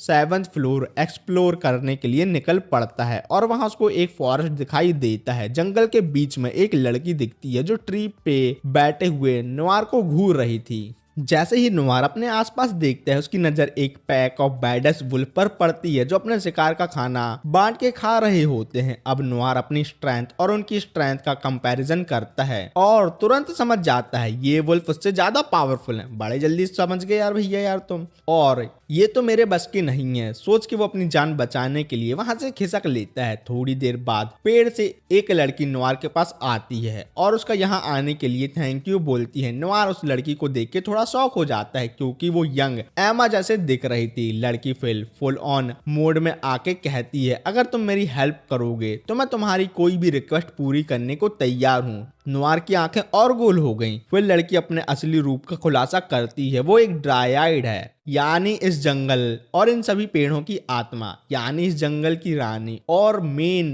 बड़े पेड़ की स्पिरिट। थोड़ी देर बाद वो समझाती है कि वो अपनी रूट फैला के जंगल में हर चीज की इंफॉर्मेशन ले सकती है। और जैसे ही नोआर आया था उसको अपनी पावर से पता लग गया था कि कोई यहाँ आया है। लड़की थोड़ा ब्लश करते हुए कन्फेस करती है कि उसने अपना ये अपीयरेंस जानबूझकर लिया है। उसे लगा नोआर को ये लुक पसंद आएगा। नोआर थोड़ी सी ऑकवर्डनेस में ब्लश करके कहता है देख यार, यंग लड़कियों मेरा कोई इंटरेस्ट नहीं है और मेन बात तेरे संतरे हैं ना कि तरबूज। उस लड़की का नाम डॉरी है और वो नोआर से मदद मांगती है एक गजब के मॉन्स्टर को हराने में जो उसका माना ड्रेन कर रहा है और उसे कमजोर बना रहा है। बदले में डॉरी प्रॉमिस करती है कि वो नोआर को 2 ट्रेजर चेस्ट की लोकेशन बताएगी और उसे 8 फ्लोर तक गाइड करेगी। नोआर थोड़ा नर्वस होकर मॉन्स्टर के बारे में ज्यादा डिटेल मांगता है और उस डॉरी से कहता है मैं थोड़ा डरपोक हूँ तो देख लेना भैया, मैं बाद में मना भी कर सकता हूँ। दोनों आखिरकार उस पेड़ तक पहुंच जाते हैं जो डॉरी की असली बॉडी है। वहां डॉरी एक्सप्लेन करती है जो मॉन्स्टर उसे नुकसान पहुंचा रहा है वो एक म्यूटेटेड गोल्डन बी है जो उसके फिजिकल फॉर्म को खत्म कर रही है। नोआर अब फुल पैनिक मोड में बी की एबिलिटी को देखता है और फट से डर जाता है। ये तो मुझसे ज्यादा पावरफुल है यार। वो भी डॉरी का माना ड्रेन कर रही है जिससे डॉरी दर्द में गिर जाती है। अब नोआर का दिमाग हिल जाता है, एक तरफ अपनी जान की फिक्र और दूसरी तरफ डॉरी की तकलीफ। पहले वो सोचता है कि यार मैं क्यों अपनी जान रिस्क में डालूं किसी अजनबी के लिए। फिर लेकिन पता नहीं उसे क्या होता है, वो डिसाइड करता है कि वो डॉरी की हेल्प करेगा।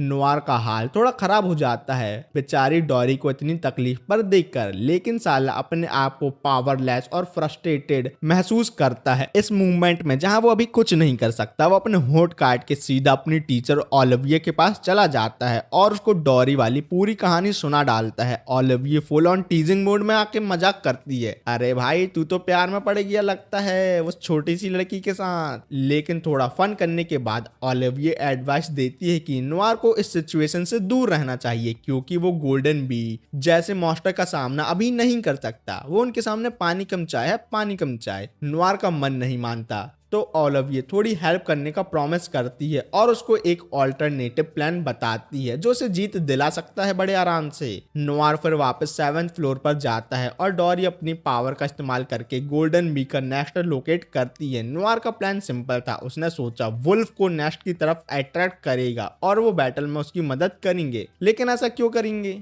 ये परफेक्ट प्लान चल रहा होता है। वुल्फ नोआर का पीछा करते हुए पेड़ के पास आ जाते हैं, लेकिन जब वो पेड़ के पास पहुंचता है तो पता चलता है कि वो साली गोल्डन म्यूटेटेड बी फिर से डॉरी का माना ड्रेन कर रही है और डॉरी अभी अनकॉन्शियस पड़ी हुई है, वो भी पेड़ के जस्ट सामने। नोआर का गुस्सा स्काई रॉकेट हो जाता है और वो अपनी तलवार से बी पर अटैक करता है, लेकिन तलवार काम नहीं आती। फिर वो अपनी लाइटनिंग पावर यूज करता है, लेकिन बी तो साली सारे अटैक डॉज कर लेती थी। अब नोआर का दिमाग में एक नया प्लान का कीड़ा घुस जाता है। वो पहले अपने वाले अटैक को थोड़ा मॉडिफाई करके वुल्फ का एग्रेशन गोल्डन बी की तरफ डाइवर्ट करता है। बदकिस्मती से बी सारे वुल्फ को मार डालती है। ओलिविये का सजेशन याद करके नोआर अपने वाटर एबिलिटी को लाइटनिंग पावर के साथ कंबाइन करता है एक तगड़ा अटैक बनाने के लिए और आखिरकार ये कॉम्बो अटैक काम कर जाता है और वो बी को मार गिराता है। बाद में नोआर डॉरी को अपने बाहों में उठा के ले जा लेता है और डॉरी उसका शुक्रिया अदा करती है, लेकिन नोआर अपने यूजुअल हम्बल मोड में बोलता है ये जीत टीम एफर्ट का रिजल्ट है, मेरे अकेले का नहीं। डॉरी फिर ट्रेजर चेस्ट की लोकेशन बताती है। जब नोआर और डॉरी चेस्ट खोलते हैं तो उन्हें 2 डैमेज ऑब्जेक्ट मिलते हैं, लेकिन नोआर अपने एनालिटिकल स्किल का इस्तेमाल करके समझ जाता है ये डैमेज आइटम असल में उसके गर्ल्स को पावरफुल एबिलिटी दे सकते हैं। तो नोआर डॉरी से अलविदा कहता है, ये प्रॉमिस करते हुए कि वो वापस आके उसके लिए टेस्टी खाना लाएगा अपने वर्ल्ड से। उसने ट्रेजर चेस्ट से मिले एक रेयर ऑब्जेक्ट को लोला को दे दिया। रात को गिल्ड एक कॉम्पिटिशन का आयोजन खोजन करती है ताकि पता चले कौन सा रिसेप्शनिस्ट सबसे ज्यादा कॉइन कलेक्ट किए हैं। कॉम्पिटिशन टाइट होता है लेकिन फाइनली लोला नैरो मार्जिन से जीत जाती है, लेकिन सारा जो हार मानने को तैयार नहीं होती लोला पर चीटिंग का इल्जाम लगा देती है। लोला शांति से जवाब देती है, बहन बिना एविडेंस के मुझ पर तुम ऐसे इल्जाम नहीं लगा सकती, समझ में आया? नहीं तो पुलिस कंप्लेंट करूं। सारा तो एकदम से चुप हो जाती है और रियलाइज करती है कि लोना का रिस्पॉन्स वैसे ही है जैसा उसने उसे पहले दिया था। अब लोला थोड़ा उदास हो जाती है तो नोआ ट्राई करता है उसे कंसोल करने के लिए, लेकिन इससे पहले कि वो कुछ कह सके सारा उसे एक पेपर देती है। नोआ जब उस पेपर को खोलता है तो उसे पता चलता है कि उसमें सारा के घर का एड्रेस है और अब तो लोला की जेलसी का फ्यूज उड़ जाता है और वो सारा के पीछे लग जाती है गुस्से में कि ये क्या चालू है, मैंने अभी कुछ नहीं किया और तुमने कैसे सोच लिया कि तुम कुछ कर सकती हो नोवार के साथ। नोवार ने एमा को एक और आइटम गिफ्ट किया जो उसकी विंड एबिलिटी को एनहांस कर सकता है, जो उसे लेवल 7 के ट्रेजर चेस्ट में मिला था। एमा शुक्रिया अदा तो करती है लेकिन नोवार को लगता है कि उसके चेहरे पर बड़ी सैडनेस वाली वाइब है। फिर एमा नोवार को एक पार्टी के लिए बुलाती है लेकिन नोवार को पार्टी में जाने का मूड नहीं होता। इसका जवाब एमा फिर ड्रामा मोड में देते हुए बोलती है, अबे उल्लू तुम्हें कोई फर्क नहीं पड़ता कि तुम मुझे खो दो या नहीं, मेरे को कोई किडनैप करके मेरे साथ डाटा ट्रांसफर कर ले, लेकिन तुम्हें थोड़ी ना कोई फर्क पड़ेगा, तुम्हारे पास तो मेरे से ज्यादा अच्छी अच्छी लड़कियां हैं। और ये सब कहने के बाद क्लासिक हीरोइन स्टाइल में वहां से भाग जाती है। बाद में नोवार अपने घर वापस आता है और देखता है पूरा परिवार आंसुओं में डूबा हुआ है। पता चलता है कि इनका स्टेटस इतना लो है कि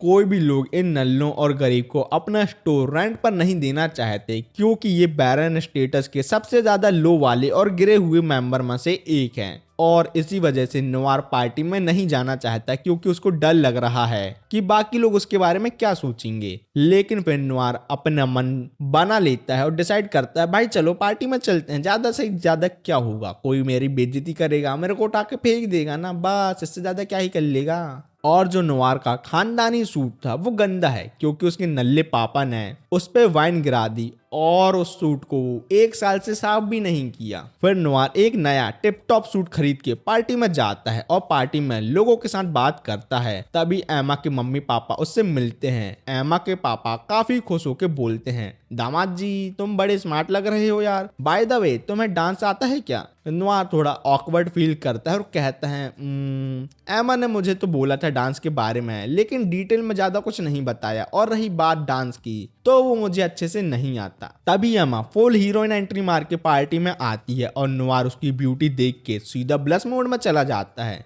वो तो मन ही मन डाटा ट्रांसफर के बारे में सोच रहा था, वो भी यहाँ पार्टी में ही।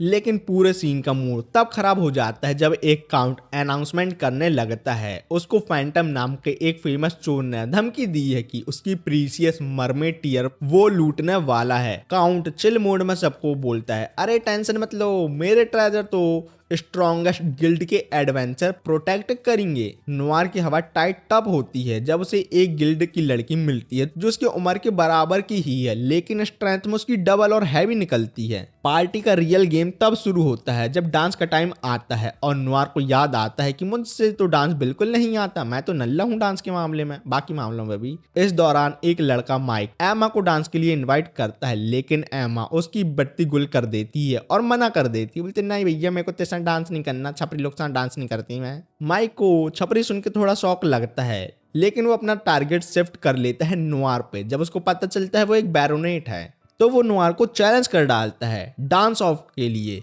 क्योंकि माइक को समझ आ जाता है एमा ने उसको छपरी इसलिए बोला क्योंकि वो नोवार को लाइक करती है और उसका हाथों में हाथ लेना चाहती है। तो डांस कंपटीशन का सिंपल रूल है, दोनों को एमा के साथ डांस करना है और जो जीतेगा उसको एमा के साथ डेट में जाने का मौका मिलेगा और उसकी लेने का भी। जीत का फैसला ऑडियंस की तालियों पर होगा।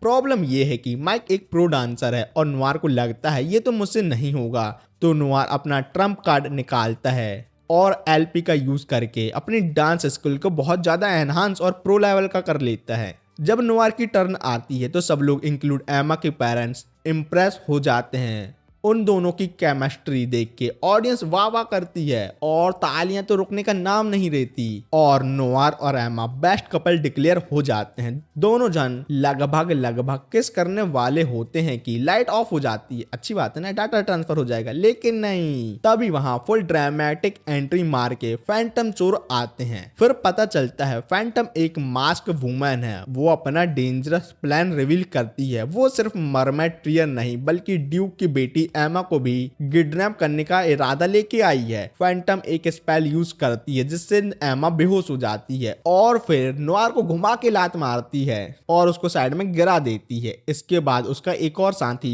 प्रेसियस मरमेड टियर ज्वेल चुरा के रूफटॉप के ऊपर से भाग जाता है फुल ऑन पार्कोर मोड में। इस कमोशन के बीच एक एडवेंचर लायला नोआर को एडवाइस देती है, भाई फैंटम को चेज मत कर, तू अभी अभी नया नया एडवेंचर बना है, ये तेरे लिए डेंजरस हो सकता है। लेकिन नोआर का जुनून फुल हाई लेवल पे है। उसको एमा को किसी भी हालत पे बचाना है क्योंकि उसको उसकी लेनी है। लायला थोड़ा सोचती है लेकिन फिर मान जाती है, बस ये वार्निंग देती है, मेरे रास्ते में मत आना भैया, नहीं तो बहुत मारूंगी। ग्रोव फैंटम के पीछे लग जाता है और फाइनली उन लोगों का सामना होता है। फैंटम एक बड़ा सा बर्ड समन करती है जो लायला को फायर से कवर कर लेता है, नल्ली है वो। लेकिन ये सीन नोआर के लिए उतना ज्यादा डेंजरस नहीं है क्योंकि उसने अपनी लाइटनिंग पावर डिस्कवर कर ली है। अपनी एनालिटिकल आई का यूज करके वो फैंटम पर अटैक करता है और लायला फायरबर्ड को डिस्ट्रॉय कर देती है। एमा अभी भी बेहोश थी और नोआर उसके पास दौड़ के जाता है। फिर नोआर लायला पर कॉम्प्लीमेंट करता है, वाह यार तुम तो बड़ा अच्छा लड़ती हो। लायला थोड़ा भाव खाती हुई बोलती है, नहीं इतनी कुछ खास बात नहीं है, मेरे माँ बाप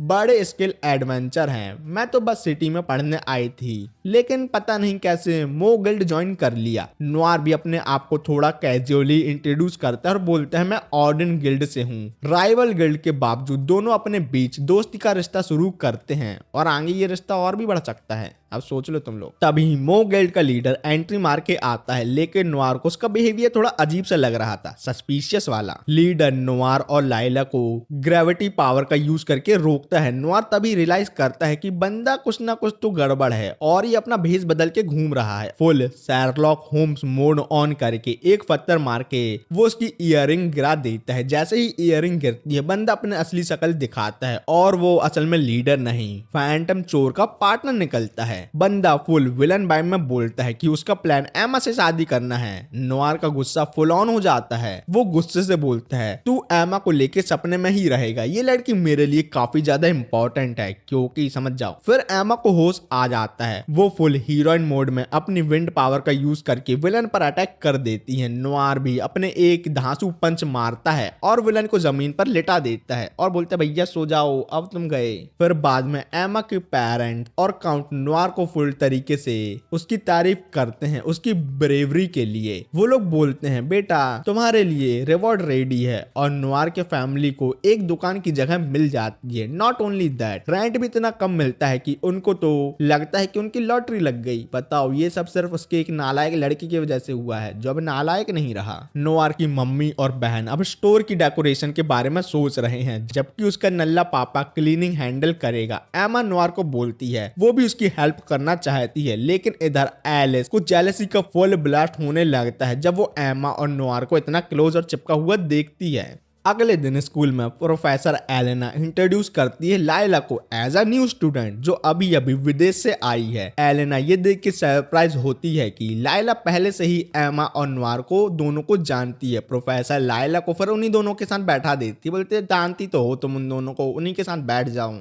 लेकिन इस सब से नोआर के लड़के लोगों की बहुत ही ज्यादा जल जाती है क्योंकि उनको लगता है नोआर की लाइफ में सिर्फ मजे ही मजे हैं। पहले तो उसके पास एक तरफ है एमा और अब आ गई दूसरी तरफ नई नई लड़की। बाद में एकेडमी के बच्चे प्रिपेयर होते हैं एक खास आउटडोर ट्रिप के लिए जो है हॉट स्प्रिंग के मजे लेना। जब सब निकलने लगते हैं प्रोफेसर एलेना थोड़ा ज्ञान बताते हुए कहती है ये जगह जितनी शांत और सुकून भरी दिखती है उतनी है नहीं, यहाँ है एक ट्विस्ट, और वार्निंग देते हुए कहती है रास्ते में हमारा मॉन्स्टर से सामना हो सकता है। क्लास के कुछ लड़के तो फुल एक्साइटेड हैं एमा को नहाते देखने के लिए। एमा और बाकी लड़कियां नोआर को बोलती हैं सुनो बाबू ये लड़के जो भी झोल झपाट कर रहे हैं ना, लेकिन इनमें से कोई भी लड़का हमारी बॉडी और हमारी ना देख पाए, तुम देख लो तो चले। लेकिन इनमें से कोई नहीं, समझ जाओ। इस सब की जवाबदारी अब तुम्हारे ऊपर है। जब ग्रो वॉक कर रहा होता है तब एक फेरी आ जाती है जो लड़कियों को बहुत ज्यादा क्यूट लगती है, लेकिन नॉर अपनी एनालिटिकल आई से नोटिस करता है ये फेरी वैसे तो सीधी सादी दिखती है लेकिन उतनी है नहीं, क्योंकि इसके पास मॉन्स्टर को कंट्रोल करने की ताकत है और ये सबको उल्लू बना सकती है। फेरी बोलती है कि तुम लोग हॉट स्प्रिंग जा रहे हो ना, मेरे पास एक शॉर्टकट रास्ता है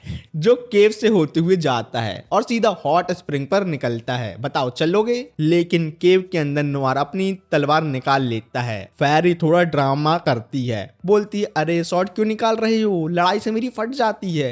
नोआर को कोई फर्क नहीं पड़ता इसकी फटे या 4 हो जाए। नोआर बोलते हैं मैडम जी मेरी भी फटती है ऐसी केव में बिना हथियार घूमने में। नोआर को आगे केव में एक वॉल दिखती है और उसके अंदर रहते हैं बहुत सारे होल और वो समझ जाते हैं आगे कोई ना कोई ट्रैप है। जैसे ही नोआर फेरी का असली प्लान एक्सपोज करता है, फेरी का मास्क उतर जाता है और उसका असली रूप सबके सामने आ जाता है और उसी वक्त होल में से एक आर्मी ऑफ मॉन्स्टर निकलते हैं जो फेरी के कंट्रोल में है, क्योंकि वो मॉन्स्टर को कंट्रोल कर सकती है, ये उसकी स्किल है, मैंने बताया था ना। लेकिन सभी स्टूडेंट फुल जोश में है, लड़कियों को नहाना है और लड़कों को उन्हें नहाते हुए देखना है, इसलिए वो सब फटाफट मॉन्स्टर को मार गिराते हैं। इस इंसिडेंट के बाद प्रोफेसर सबको फिर से ज्ञान पेलने लगती है और बोलती है मैंने बोला था ना ध्यान रखो, ये सब मॉन्स्टर क्यूट हरकतें करते हैं इंसानों का गार्ड डाउन करने के लिए और उन्हें मार डालते हैं। लेकिन कोई बच्चे कोई बात नहीं सुनते, वो लोग फुल एक्साइटेड थे क्योंकि उनको अपनी फाइनल डेस्टिनेशन के पास जाना था और वो वहां पहुंच गए थे। लड़के तो कुछ ज्यादा ही खुश थे, जैसा आपको पता है। ग्रुप फाइनली होटल पहुंचता है जहां ओनर बोलती है मैन और वुमेन अलग अलग बात करेंगे और पहले लड़कियां नहाएंगी। तो सभी लौंडे लपाड़े प्लानिंग शुरू कर देते हैं कि कैसे लड़कियों को नहाते हुए देखेंगे और मास्क पहनते हैं ताकि कोई भी उन्हें पहचान ना पाए। और ये है उनका फुल प्रूफ प्लान लड़कियों को देखने का। देखो अगर प्लान बनाते तो थोड़ा दिमाग से बनाते। पहली बात तो ऐसा चिल्ला चिल्ला के बोलते नहीं जिससे लड़कियों को तुम्हारे ऊपर शक नहीं होता और धीरे से जाके देख लेते। लेकिन ये सब है लड़के मंद बुद्धि, क्या कर सकते हैं। सभी लड़के नोआर के पास आते हैं, बोलते भैया तुम भी मास्क पहन लो, तुमको नहीं देखना चलना क्या? नोआर साफ मना कर देता, बोलते भैया मेरे को नहीं देखना, तुम ही लोग देखते रहो, ऐसी गंदी गंदी चीजें मैं नहीं करता, मेरे को तो सामने से मिल जाती ना इसलिए। और वैसे भी नोआर ने लड़कियों से वादा कर चुका है कि वो इन नल्ले लोगों को उनको देखने नहीं देगा। अब सब लड़के नोआर को गद्दार घोषित कर देते हैं और उसका पीछा करने लगते हैं सीधा हॉट स्प्रिंग की तरफ जहां लड़कियां नहा रही हैं। लेकिन प्रोफेसर हीरो बन के आती हैं और अर्थ वॉल बनाती हैं जिससे लड़के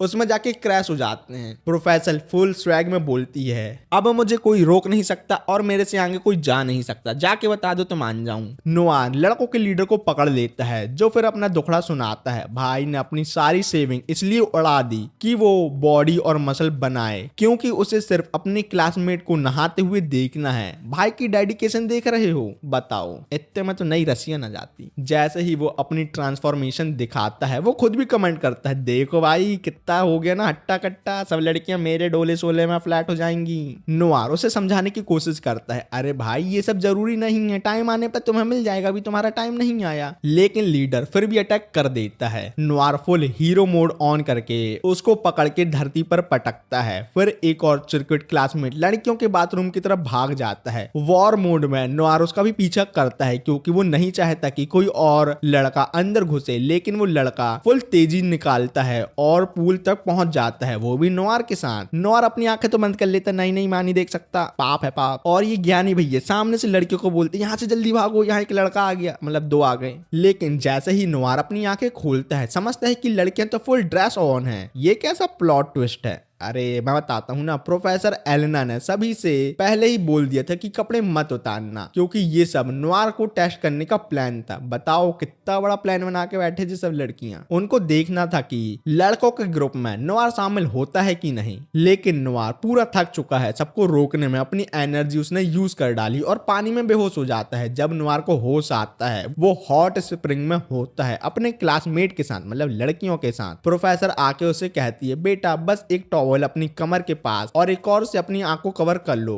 बाकी किसी चीज की टेंशन मत लो, मैंने सभी लॉन्डो को कमरे में लॉक कर दिया है। अब नोवार ने लड़कियों का टेस्ट पास कर लिया है, उसका रिवॉर्ड तो उसको मिलना चाहिए ना। प्रोफेसर एलेना उसको स्पेशल परमिशन देती है कि वो लड़कियों के साथ चिल कर सकता है हॉट स्प्रिंग में। कुछ लड़कियां नोवार को अपने तरबूज के मजे देती हैं, जिसमें प्रोफेसर एलेना भी शामिल है। और नोवार अब रियलाइज करता है कि इस सब से उसने 10,000 LP कमा लिए हैं। नेक्स्ट डे नोवार की शॉप ओपनिंग में तीनों लड़कियां वहां आके उसकी मदद करती हैं। फिर नोवार के घर वाले बैठ के दुकान का नाम डिसाइड करते हैं। आखिर में टाइगर सन के सजेस्ट किए हुए नाम स्टार्ड या ऑडिटीसीज पर सब मान गए। सबको लगा ये नाम ज्यादा सही बैठता है दुकान के लिए, और दुकान का नाम फैमिली का लास्ट नेम ही होना चाहिए। नोवार के पेरेंट्स और बहन भी आए और वो लोग पैम्पलेट बना रहे थे दुकान का प्रमोशन करने के लिए। ऊपर से टाइगर सन भी बाहर बैठ के दुकान का प्रमोशन करने में बिजी था। जब बहुत सारे लोग कस्टमर बन के दुकान में घुसते हैं और सामान में इंटरेस्ट दिखाते हैं, तो ये सब देख के नोवार और सब लोग खुश हो जाते हैं। नोवार एक मूवमेंट के लिए सोचता है अपनी सारी अचीवमेंट के बारे में और ये मान लेता है ये सब उसकी टीचर ओलिविया की वजह से पॉसिबल हुआ है।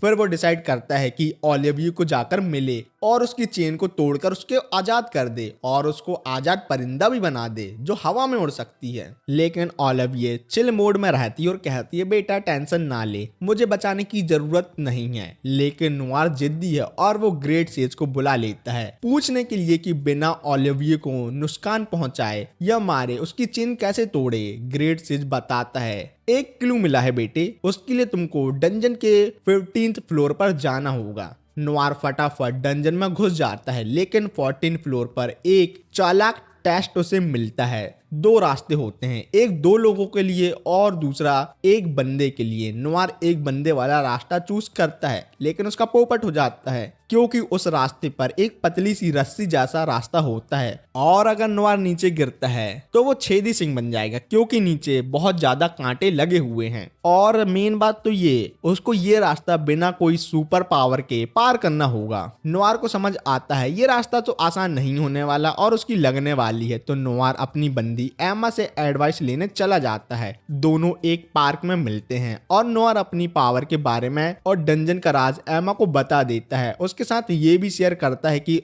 ओलिविया को उसकी चेन से आजाद करने का उसे जुनून सवार है। एमा अपना हाथ पकड़ के कहती है चिल मार, मैं तेरे साथ हूं ना, तू मुझ पर भरोसा कर सकता है, मैं तेरी पूरी हेल्प करूंगी जैसे अभी तक करते हुए आई हूं।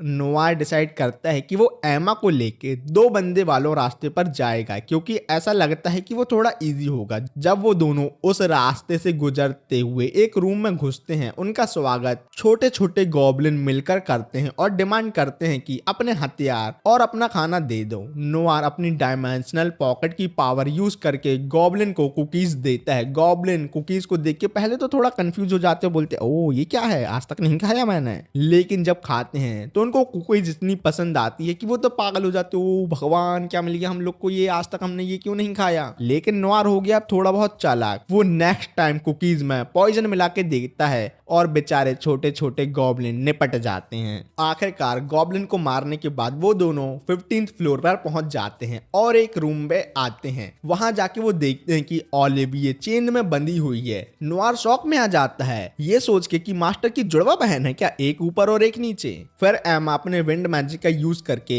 इस ओलिविया की चेन तोड़ देती हैं जो गोल्डन कलर की थी। लेकिन जैसे ही वो दोनों ओलिविया के पास जाते हैं वो लोग समझ जाते हैं ये कोई जुड़वा बहन नहीं है, ये ओलिविया की एक क्लोन है। नोवार ओलिविया पर अटैक करता है लेकिन नकली ओलिविया नोवार के स्टोन बुलेट को एक झटके में तोड़ देती है और फायर ड्रैगन पंच मार के एमा को गिरा देती है। दोनों लोग कुछ करने की कोशिश करते हैं लेकिन कुछ काम नहीं करता। फिर नोवार भगौड़ा बनते हुए पोर्टल बना के वहां से भाग जाता है। फिर नोवार और एमा वापस अपने असली टीचर के पास आते हैं जो है असली ओलिविया। जब ओलिविया एमा को देखती है तो वो थोड़ा जेलस होती है। नोवार दोनों को इंट्रोड्यूस करता है और बताते हैं कि ये जो ओलिविया दिख रही है वो है असली ओलिविया और जो हमें नीचे मिली थी वो थी नकली ओलिविया। एमा बहुत स्मार्ट बनते हुए बोलती है और पूछती है ओलिविया क्या तुम्हारा कोई वीक स्पॉट है जिससे हम नकली ओलिविया से लड़ाई जीत सकते हैं। ओलिविया थोड़ी मस्तियां मारते हुए कहती है अरे ये तो मैं नहीं बताने वाली क्योंकि तेरा दिल मेरे दिल से बहुत बड़ा है। लेकिन पर हंस के बोलते हैं मैं तो मजाक कर रही थी तुम्हें अपनी जान रिस्क पे डालने की जरूरत नहीं है, वो भी मेरे लिए। फिर नोआ थोड़ा सेंटी हो जाता है और ओलिविये से पूछता है तुम मेरे साथ इतनी अच्छी क्यों हो? मैं तो तुमको जानता भी नहीं था, लेकिन तुमने मुझे अपनी पावर पहले ही मुलाकात में दे दी। लेकिन मैंने तुम्हारे लिए अभी तक कुछ भी नहीं किया, अभी तक मैंने तुम्हारी जान भी नहीं बचाई। शहर वापस पहुंचते ही एमा एक आइडिया देती है, नोआर मेरे डैड के एक हिस्टोरियन दोस्त से मिल ले, शायद उसे कुछ क्लू मिल जाए ओलिविये के वीक पॉइंट के बारे में, ताकि हम उस कॉपी को हमेशा के लिए उड़ा दें। अगले दिन नोआर लोला और लूना से मिलता है, जो तुरंत उसकी थकावट स्पॉट कर लेती हैं। दोनों उसको मसाज ऑफर करती हैं, जिससे उसकी एलपी भर जाती है। उसके बाद लाइब्रेरी में वो घुस जाता है, पता करने के लिए कि वो कॉपी ओलिविये को कैसे हरा सकता है। उसको वहां सैक्रिफाइस स्किल के बारे में पता चलता है, जिससे वो अपनी स्किल को सैक्रिफाइस करके बहुत ज्यादा पावरफुल हो सकता है। लाइब्रेरी से निकलते ही नोआर डिसाइड करता है कि वो 10,000 पॉइंट यूज करेगा ये नई स्किल लेने के लिए। चलते चलते सड़क पर नोआर को अनएक्सपेक्टेडली ओलिविये की नकली कॉपी मिल जाती है। वो कॉपी अपना मकसद बताती है, तुझे खत्म करने के लिए ही मैं असली दुनिया में आई हूँ, समझ में आया क्या नल्ले आदमी? और वो ये भी रिवील करती है कि मेरे पास रियल ओलिविये की पूरी पावर्स हैं, और वो ये भी बताती है कि वो असली ओलिविये को बहुत ज्यादा दर्द देती है। ये सुन के नोआर का खून खौलता है। वो अपनी सैक्रिफाइस पावर का यूज करके अपनी दूसरी